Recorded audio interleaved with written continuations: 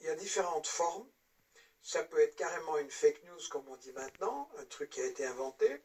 Ça peut être une information où les images sont vraies, mais sont sorties de leur contexte, c'est-à-dire que soit ça se rapporte à un autre pays, une autre époque, soit carrément on ne sait pas celui qui l'a dit, qui l'a fait.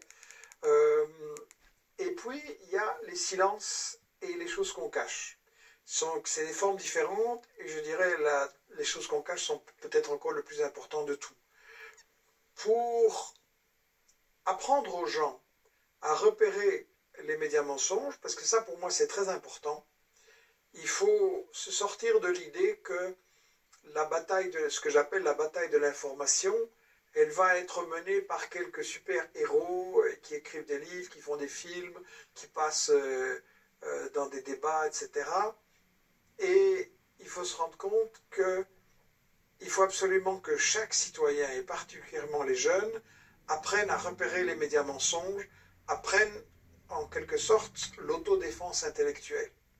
Alors évidemment, c'est pas possible pour une personne de suivre tout ce qui se passe dans l'actualité et d'aller mener une enquête sur, tiens, est-ce que ça s'est vraiment passé là? Est-ce que c'est vraiment une image de ce conflit? Est-ce qu'on nous cache des choses, etc. Bon, ça prend trop de temps. Et donc, il faut, je crois, d'une part, soutenir des groupes qui font le travail sur la désinformation, et d'autre part, je pense qu'il faut apprendre soi-même à se vacciner, si j'ose dire, par rapport à ça. Et c'est pour ça que j'ai, à la suite de Anne Morelli, qui avait lancé le concept des principes de la propagande de guerre, j'ai proposé une version un peu plus courte et plus axée sur l'économie et les aspects modernes, une version des 5 principes de la propagande de guerre. Premièrement, quand on vend, parce qu'il suffit de lire les textes des stratèges du marketing comme Bernays, Lassalle et d'autres aux États-Unis, déjà il y a un siècle. Lasswell, vous dites. Oui, voilà aussi. Ils proposent vraiment des trucs de marketing pour vendre une guerre. Et donc quand on nous vend une guerre, il faut appliquer 5 principes. Le premier, occulter les intérêts économiques. Je parlais des multinationales et du fait que les guerres sont toutes des guerres pour le fric des multinationales, pour maintenir leur position dominante. Et ça, on peut le montrer sur la Libye, la Syrie, l'Ukraine, Gaza, la Palestine, aussi ce que j'appelle des guerres non déclarées, mais qui sont tout aussi agressives, le Venezuela, Cuba, voilà. Occulter les intérêts économiques. Le deuxième principe de la propagande de guerre, c'est occulter l'histoire, parce que les guerres, les conflits, ils ne surgissent pas de nulle part. Il y a des situations locales, il y a des conflits existants entre des groupes religieux, entre des minorités et des majorités, entre un dictateur et certaines régions, sur toutes sortes de questions. Et ce qui est frappant, c'est que, au fond, ces situations viennent du colonialisme. C'est les Anglais qui ont créé la situation en Irlande en important des colons pour aller coloniser et piquer le blé de l'Irlande.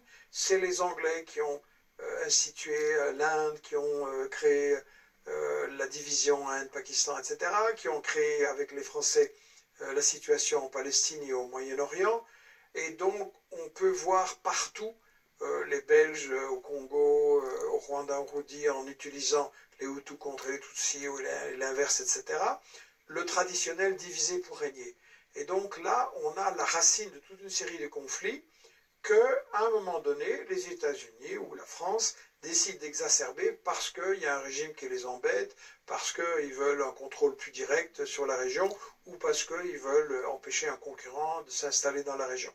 Donc, occulter l'histoire. Le troisième grand principe, j'en ai un petit peu parlé quand j'ai parlé de Saddam Hussein et des bébés, des couveuses volées, des oiseaux martyrisés. Et donc, le troisième principe, c'est diaboliser. Si vous voulez vendre la guerre, vous ne pouvez évidemment pas dire « je fais la guerre pour les bénéfices, pour le pétrole, etc. » Donc, il faut inventer un motif noble, ce que Anne Morelli a très très bien expliqué aussi. Et donc, nous, les Occidentaux, on est là pour défendre la démocratie, les femmes, contre le terrorisme, contre les armes de destruction massive, etc. Et donc, il faut flanquer la trouille. C'est aussi simple que ça. Il faut présenter... Les gens, évidemment, n'ont pas envie qu'on fasse la guerre. Ils savent quand même que la guerre, ce n'est pas une bonne solution. Et donc, il faut leur dire que c'est absolument nécessaire pour arrêter un grand danger. Et donc, on va diaboliser en montrant des images de l'ennemi, le dirigeant ou un groupe dirigeant. On ne va jamais dire qu'en fait, on fait la guerre contre l'ensemble d'un peuple. Non, c'est toujours... Et on va évidemment, comme je l'ai dit, démoniser, diaboliser avec des images. Très important. Et si on ne les a pas, on va en chercher et on fabrique. Un quatrième principe de la propagande de guerre, c'est d'inverser l'agresseur et l'agressé, c'est-à-dire qu'on doit toujours se présenter comme la victime. Bush, après le 11 septembre, les États-Unis sont attaqués. Ah ben oui, vous venez d'attaquer tout plein de pays, vous avez massacré les Arabes, les musulmans, vous avez semé la désolation. Oui, vous avez le boomerang, vous n'êtes pas la victime, vous êtes l'agresseur, vous restez l'agresseur. Israël est très fort dans ce rôle-là aussi, de se présenter toujours comme la victime des méchants arabes, alors que Israël, depuis le départ, a volé une terre qui ne lui appartenait pas et est donc l'agresseur fondamentalement. Et le cinquième principe de la propagande de guerre, c'est monopoliser l'information, c'est-à-dire empêcher l'autre information de pénétrer vers le public et que le public puisse se dire il y a une guerre, je dois confronter les deux versions, je dois écouter les deux, dans ça il ne faut pas que les gens puissent réfléchir, il faut les endormir. Donc 5 principes, l'économie, l'histoire, diaboliser, inverser agresseur agressé, monopoliser. Si on a ça, on a les moyens de se défendre quand on a une situation qu'on ne connaît pas, et on a les moyens de dire je doute, je vais vérifier, je ne vais pas m'engager sans réfléchir.